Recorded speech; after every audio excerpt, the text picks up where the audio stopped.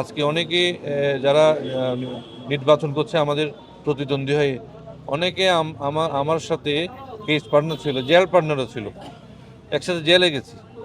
তো আসলে আমি আপনাদের মাধ্যমে জানাতে চাই সবাইকে, আমি গতকালকে জেলা রিটার্নিং অফিসার কার্যালয়ে যে মত বিনিময় ছিল ওখানে বলেছি, কক্সবাজার আসলে এটা শান্তিপূর্ণ জেলা বরাবরই।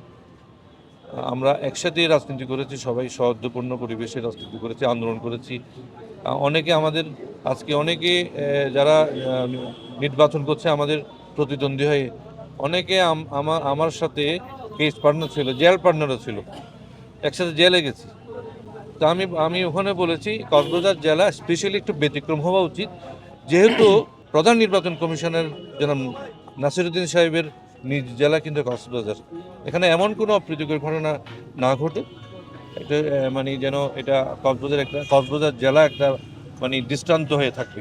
সুতরাং আমি অনুরোধ করব সব মহলকে এবং আইনশৃঙ্খলা বাহিনীকে সহ, যে যেন আমরা মানে যে কোনো অপ্রীতিকর আচরণবিধি লঙ্ঘনকারী যেই হোক, তাদেরকে যেন শায়েস্তা করা হয়, তাদেরকে যেন আইনের আওতায় আনা হয়।